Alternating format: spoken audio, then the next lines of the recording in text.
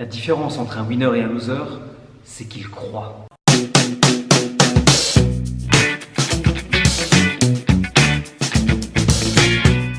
Clique sur le lien juste en dessous, inscris ton adresse mail et tu recevras des vidéos gratuites. Premièrement, il croit en lui-même.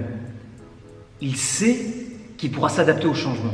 Il sait qu'il pourra affronter tous les obstacles. Parce qu'il y aura plein d'obstacles, bien sûr. Il y en aura plein, tiche, d'office. Mais lui, il sait, il croit. Il est persuadé qu'il pourra toujours passer au-delà de ces obstacles. Il possède des croyances qui sont supérieures aux autres. Il possède des croyances qui sont complètement différentes du loser. Il sait que même s'il va être face à des obstacles, il pourra réussir à trouver une solution pour lui permettre d'atteindre ses objectifs. Et c'est là la grosse différence. Ensuite, il croit en son projet. Il a réussi à déterminer la différence entre besoin et désir. On a plein de désirs. On a blindé de désirs. On a des désirs de vouloir faire telle ou telle chose. Mais il faut bien savoir différencier les deux. Entre le besoin et le désir, il y a une énorme différence. Désirer, vouloir perdre 5 kilos, désirer perdre 10 kilos pour telle ou telle raison, c'est pas suffisant. Mais quand tu en éprouves le besoin, quand tu sais que l'atteinte de ton objectif est un besoin, tu mets tout en place pour y arriver. Si pour toi, tu dois maigrir parce que c'est un besoin fondamental pour ta santé, parce que sinon, peut-être que tu es malade de quelque chose, tu vas le faire. C'est comme concernant arrêter de fumer la clope, par exemple. Si tu as le désir d'arrêter de fumer, tu n'arrêteras jamais ou tu arrêteras pas longtemps.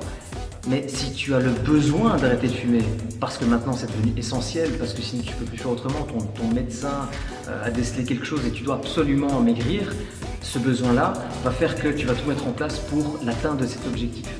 Et c'est là que le winner, c'est là que celui qui réussit, celui qui va atteindre ses objectifs, cette différence-là, celui qui va performer, il sait différencier ses désirs, des petites choses subtiles qu'il a envie, mais finalement c'est pas très important, et ses réels besoins. Il se concentre uniquement sur ses besoins et pas sur ses désirs.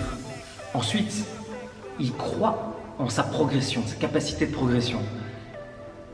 Il faut pouvoir se dire qu'aujourd'hui on n'est pas encore on n'est pas la finalité du projet, on n'est pas encore notre moi parfait. Mais il a confiance sur le fait de progresser. Combien de personnes, combien de gens qui n'arrivent pas se disent « Oui, mais moi, je ne sais pas faire ça. Ouais, mais il faut parler une autre langue pour faire ça. Ouais, mais il faut faire ceci. Moi, je ne suis pas comme ça. Je ne sais pas écrire.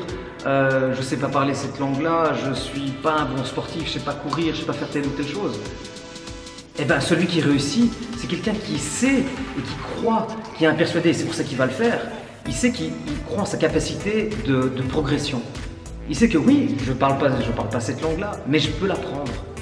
Je suis pas très bon à la course, mais je peux apprendre à courir. Je n'ai pas telle ou telle qualité, mais je sais que j'ai la capacité en moi de pouvoir faire et mettre en place des choses et des actions qui vont me permettre d'y arriver. C'est là une très grosse différence. Aussi sur le fait d'être positif. C'est le fait d'être positif, de se dire oui, il y a des choses que je ne maîtrise pas, mais je pense que ça peut se dérouler d'une manière positive. Le mec qui sera beaucoup plus négatif va se dire non, ça je ne sais pas faire, et pour lui il ne saura jamais le faire. Il va voir l'obstacle en face de lui, il va se dire non, je ne peux pas passer au-dessus. Alors que le mec qui est positif, lui, il va pouvoir réussir, et c'est là qu'on réussit. Parce que des obstacles, il y en a plein. Mais c'est vraiment l'état d'esprit en premier, c'est vraiment quelque chose de fondamental, c'est la croyance, ce sont les croyances. Celui qui réussit, il croit, une nouvelle fois, il croit en ses capacités. Celui qui réussit, il croit en sa chance. Il croit en sa chance. Ça fait partie également du fait d'être positif. Mais plus que ça, il crée sa chance, il crée sa propre chance. Il va mettre en place des choses, il va déjà démarrer d'un état d'esprit pour ensuite mettre en place des choses qui vont faire qu'il va avoir cette chance. Souvent les gens qui se plaignent beaucoup et qui disent « moi j'ai pas de chance, j'ai jamais de chance, c'est toujours à moi que ça arrive », sont des gens qui se déresponsabilisent. Il faut pouvoir prendre la responsabilité parfois de tout un tas d'événements qui se produisent dans notre vie, mais on est les seuls responsables. Le mec qui réussit prend cette responsabilité, se dit « ok, il m'est arrivé telle ou telle chose, mais je suis responsable parce que je ne me suis pas assez entraîné, parce que je n'ai pas suivi la diète, parce que je n'ai pas étudié mes examens, parce que je n'ai pas révisé, parce que je n'ai pas fait telle ou telle action, c'est pour ça que j'ai raté. » Rater, c'est pas important. baisser les bras, c'est là que ça se termine. Mais il faut rater.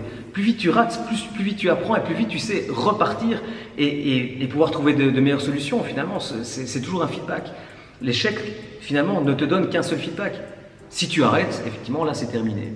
Tu auras toujours un feedback, mais ça sera terminé. Déjà, le fait de partir avec cette croyance de dire « moi, j'ai de la chance », il va m'arriver de bons événements, je sais que j'ai telle ou telle capacité, donc je vais réussir à trouver du boulot.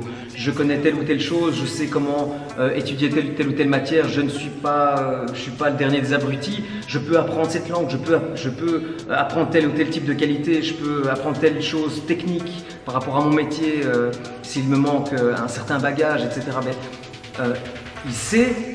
il a la persuasion, il a la foi d'avoir cette chance derrière lui. Mais il sait qu'il va créer cette chance aussi. Il est conscient qu'il crée ses propres chances. Et sa chance de réussir, autant que sa chance de rater. Mais c'est là qu'il faut conserver cette responsabilité. La personne qui réussit croit et prend ses responsabilités. Et toi, tu crois en tes chances? Est-ce que toi, tu y crois? Est-ce que tu fais partie des losers? Est-ce que tu fais partie des perdants? Ou est-ce que tu fais partie des gagnants? Il n'y a que toi pour décider finalement. Mais tout démarre de tes propres croyances. Finalement, on est limité par nos croyances. On est limité vers le haut, on est limité vers le bas. Nos propres limites, en général, à part certaines limites physiques, elles démarrent vraiment de nos propres croyances.